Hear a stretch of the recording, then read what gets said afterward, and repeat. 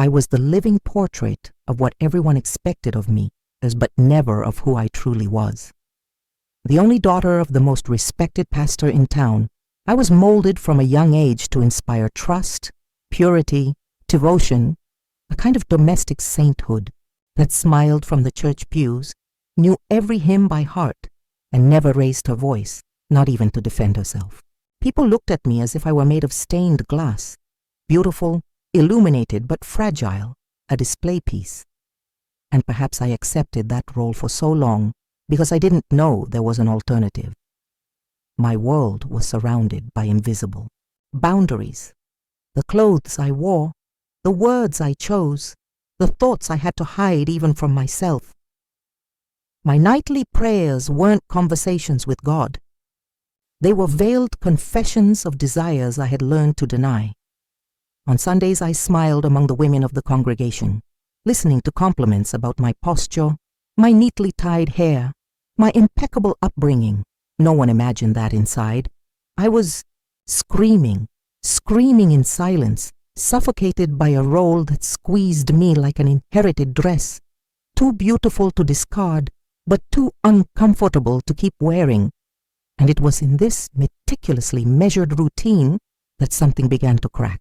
At first, it was a faint unease, then an urgency I could no longer silence. I looked in the mirror and didn't recognize the woman staring back. She seemed too perfect to be real. It was in this state of disguised torpor that the unexpected happened. A strange glance from the back of the church, a face that didn't belong to the town, a name that wasn't in the member rolls. I saw him before I wanted to see him, and what I felt, though brief, was so intense that I had to look away. It was desire, yes, but not just of the body. It was the desire to be someone else, to live another story, to breathe outside the walls I knew. And no matter how hard I tried to ignore it, something in me had already been touched. A touch without contact, a tremor without words. I continued, playing my role in the days that followed, but something inside me had already broken through the fence, and when the heart crosses a boundary, even in silence, the whole body ends up following.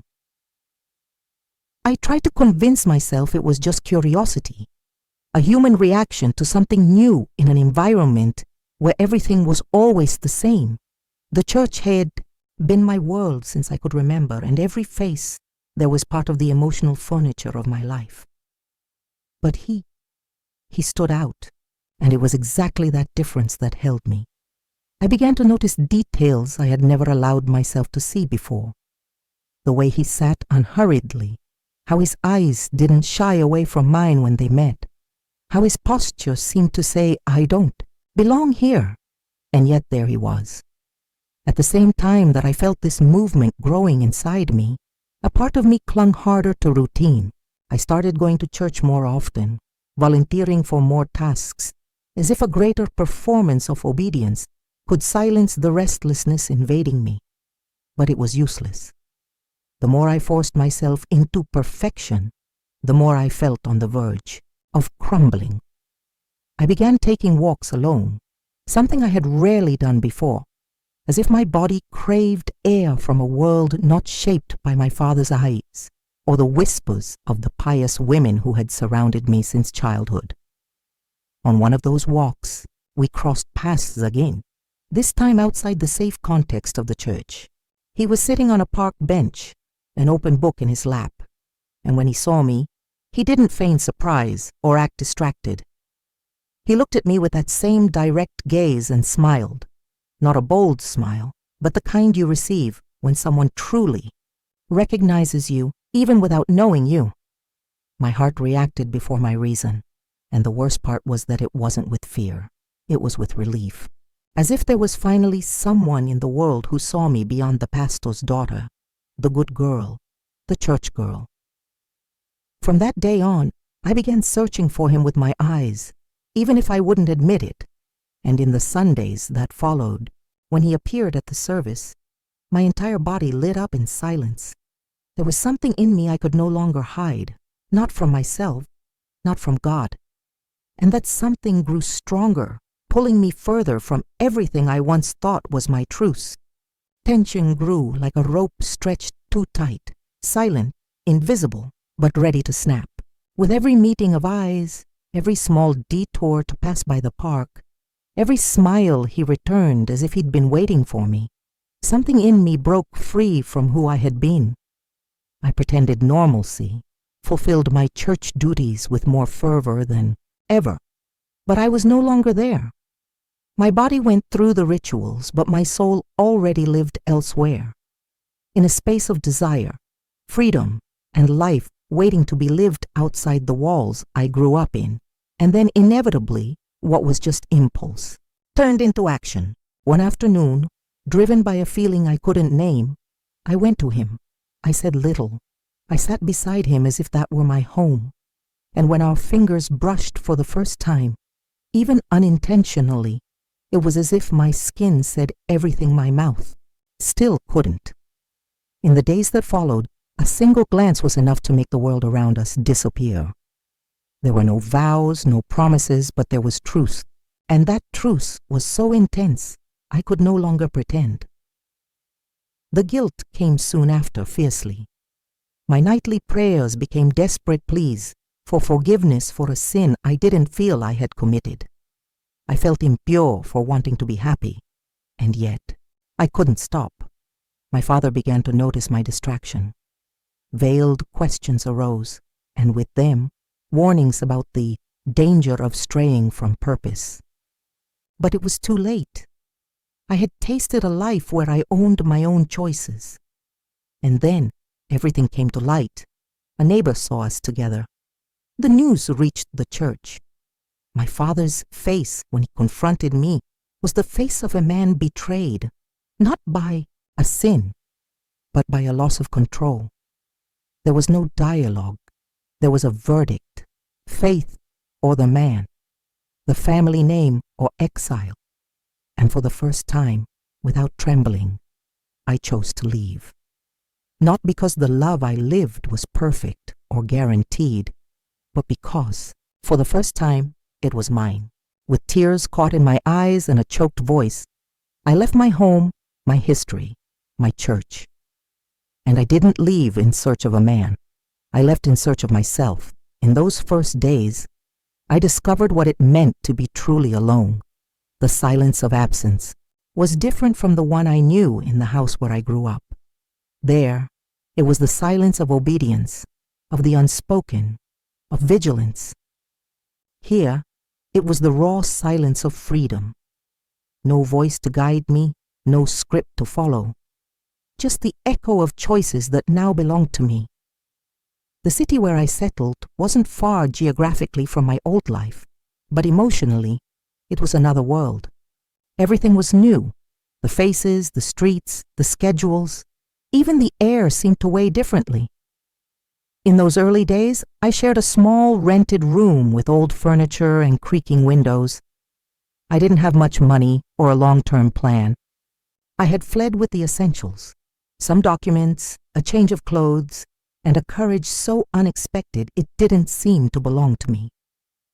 The love that had propelled me was still there, but outside the clandestine context, it showed a different face. There was still affection, but also the shock of reality, the challenges of living together, the bills to pay, the differences that were once charming and now required negotiation. He was too free to understand my guilt. I was too marked to understand his lightness. Still, there was a strong bond between us, and I clung to it with everything I had, because it was the only thing I had chosen for myself. I found a simple job at a bakery. I woke early, cleaned, served, smiled out of obligation. People called me by my name, but they didn't know where I came from. And as strange as it seemed, that brought me some relief. I could be just Eliza without my father's last name, without the weight of representing anyone. Slowly, I learned to walk the streets alone, to handle my affairs without asking permission, to recognize in myself a strength that had been buried under long skirts and controlled smiles. At night, lying in my new bed, I sometimes cried, not out of regret, but out of exhaustion. Because even the right decisions hurt when they're so big. And in the midst of those silent tears, I began to ask myself, was this what freedom meant? To be lost and still not want to go back? As the months passed, the intensity of the beginning gave way to a daily life that demanded something no one had taught me: constancy. I was used to living under rules, predefined routines where every gesture had a meaning shaped by decades of doctrine and tradition. Now every decision was mine: what to eat, who to talk to, where to go, how to dress. The freedom I had desired began to reveal its harsher side: responsibility. And with it came inevitable weariness. The man for whom I fled still looked at me with tenderness, but I saw in the depths of his eyes the silent doubt of someone realizing that not all love is enough to sustain such a profound life change. Not that he pulled away. On the contrary, he was present, kind, trying to understand me. But what began as a rescue turned into coexistence, and coexistence, however loving, exposed internal fractures I didn't even know I had.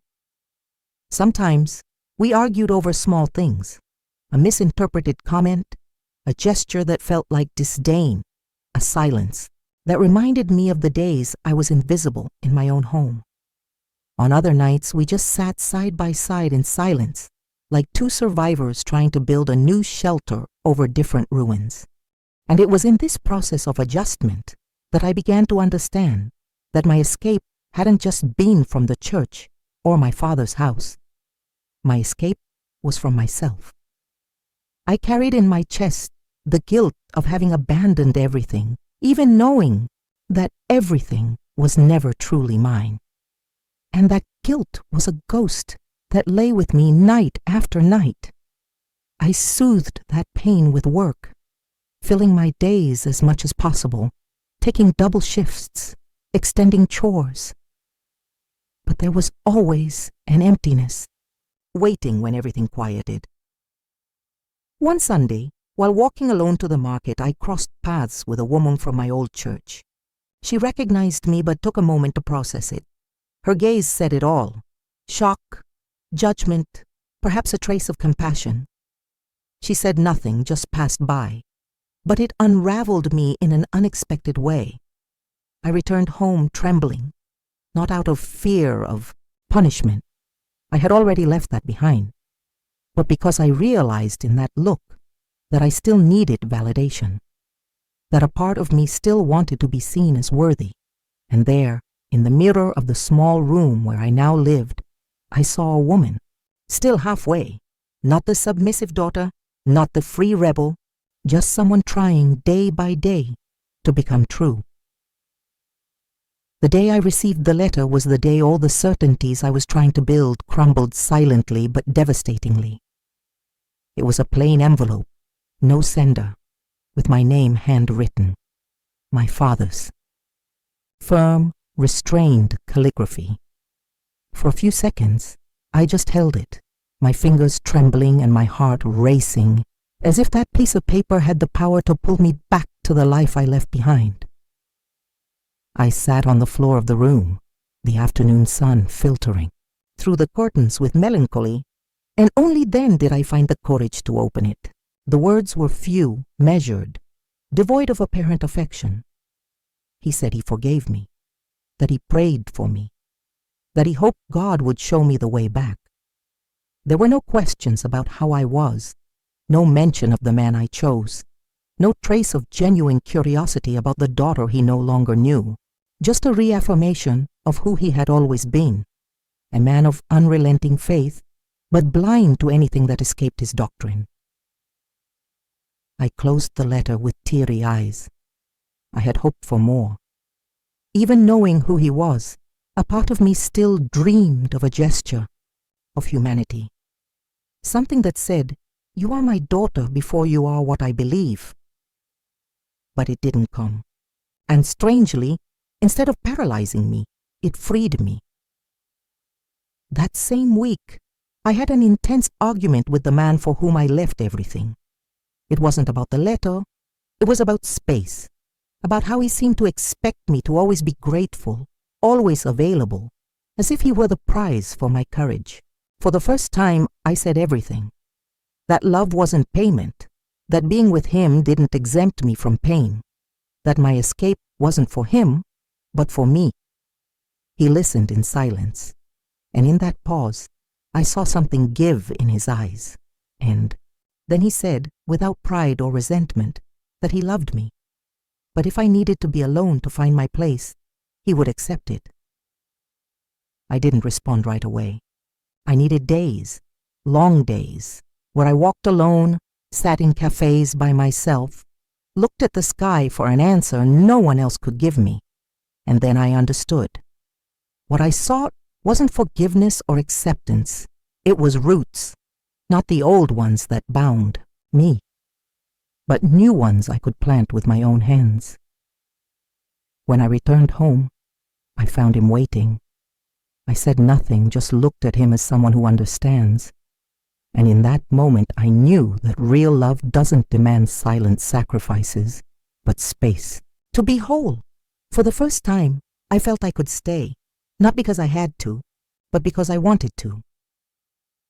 The morning I decided to return to the town where I grew up, I felt a kind of calm I didn't know. It wasn't the absence of fear or total confidence. It was acceptance. I knew I wasn't returning as a prodigal daughter or a repentant woman. I was returning as Eliza, whole for the first time. The journey was long, though short in distance. Each kilometer seemed to bring back voices, smells, memories. The streets, so familiar, caused an almost physical strangeness. It was like visiting the set of a play I once starred in, but that now continued without me. People looked at me with the restrained curiosity only found in small towns. No direct greetings, just quick glances, silent assessments, as if I were a book many had read but few understood. I passed by the church and stopped instinctively. The door was open. I took a deep breath before entering, and with each step down the central aisle, I felt the weight of all the versions of myself that had walked there. I sat in the last pew, not intending to be seen, just to be there again, but differently. The empty pulpit ahead brought to mind the sound of my father's voice, the sermons I heard for so many years, the times I wanted to stand and leave, but stayed out of fear, loyalty, or lack of alternative. Now, sitting there, I realized with clarity that I was no longer the same. My faith was no longer a reflection of his. It was mine, flawed, yes, but also full of choices. When I left the church, I met a woman I'd known since childhood. She recognized me, smiled sincerely, said she missed me. She didn't ask where I'd been, just held my hand a moment longer than necessary. And in that gesture, I received more warmth than any sermon ever offered. I returned to the house where I grew up at the end of the day. I didn't knock. I just looked from afar. I saw my father through the window, reading as he always did. For a moment I wanted to go in, but I didn't, not out of pride, but because I understood that some encounters need to happen within, not necessarily in the place where the wounds began. I returned to my life with a new silence inside me, a silence that didn't hurt. It was at last peace. After that trip, I returned home lighter but not immune. There were still doubts, internal noises, remnants of old guilt that occasionally whispered in the corners of my conscience. But now I knew them for what they were. Shadows of a woman who no longer existed. The new Eliza was made of choices, some difficult, others imperfect, but all entirely hers. I relearned to be with the man who accompanied me in my escape, now not as someone I needed to prove something to, but as a real companion, human, limited, but willing to grow by my side. We began to rebuild what we had, with more truth and less idealization. We talked about our flaws, our fears, about how love, isn't a destination but a path walked together, even if sometimes at different paces. He saw me as I was, and that was enough. But the most important thing was that I began to see myself with my own eyes, without the reflection of the church, the family, or fear. I went back to studying, not out of necessity, but out of desire. I took a liking to books that were once forbidden or frowned upon. I wrote at night, things I never showed anyone, fragments of thoughts, confessions, dreams I wasn't sure I'd have the courage to pursue. Sometimes we walked together to the nearby lake and sat in silence.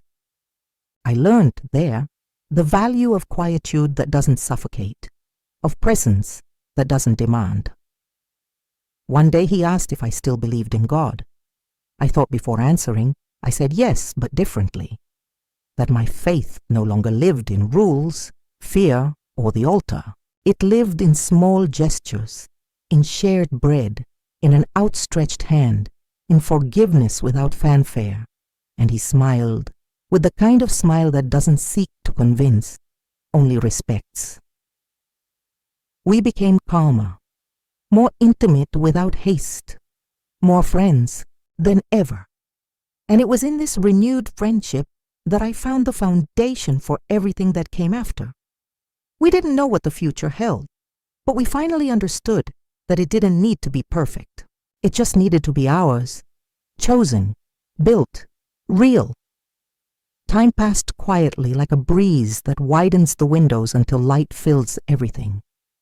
The house that was once a refuge from escape became a home. The old furniture gained new meaning. The walls stopped echoing insecurities. Life now was made of small rituals, brewing coffee before he woke, hanging clothes on the line unhurriedly, walking barefoot on the porch while the leaves danced in the wind. There was no more urgency, no guilt, no fear, and it was in this simple, free, imperfect space that I understood what love was. Not the one the church preached with rules and threats, nor the one romances promised with explosions and guaranteed endings. But the everyday love that chooses to stay even when everything is uncertain. One day we walked through the city market hand in hand. An older man recognized us and said he'd heard about me. For a second, the past pierced me like an arrow. Did he know? Did he judge? But in his gaze, there was only respect, a silent recognition of someone who understands the price paid for being who you are. When we returned home, I sat in the garden and wrote a letter to my father. Not an attempt at reconciliation, but an act of peace. I said I was okay, that I had found my path, that there was still faith in me, even if not the way he expected. I sent it without expecting a reply, and none came. But in that silence I didn't read rejection. I read limitation, and I accepted it. Not all stories need fixing to find closure. Some just need understanding. And then, on an ordinary morning while watering the plants, I felt a contentment that didn't come from any special event, but from the simple realization that I had done it. I had broken free, fled, rebuilt, loved, faced, and now here, with life unfolding in small joys, I knew. I didn't escape just for love. I escaped for myself. And in the end, it was this love, for myself, for him, for the freedom to exist without guilt, that saved me. The pastor's daughter still existed somewhere in me, but now she walked alongside the whole woman who chose to live her own faith, her own story, and finally, her own truth. For a long time, I was defined by the title I carried, the pastor's daughter. People saw me through that lens, as if my existence were merely an extension of someone else's reputation. When I fled, I thought I was leaving everything behind, faith, family, tradition. But today I understand that I didn't flee from faith. I fled from a prison. And it was in freedom that I rediscovered something sacred. I learned that faith doesn't need to be loud to be real. It can be silent, lived in daily care, in mutual respect, in kindness toward who we were and who we can still become. The love that so frightened me also taught me that it doesn't need to come as salvation, but as space. Space to grow, to err, to exist. Today I live a life that isn't perfect, but it's mine, made of true choices, of bonds that don't confine me but sustain me. The pastor's daughter still lives in me, but now she has her own name.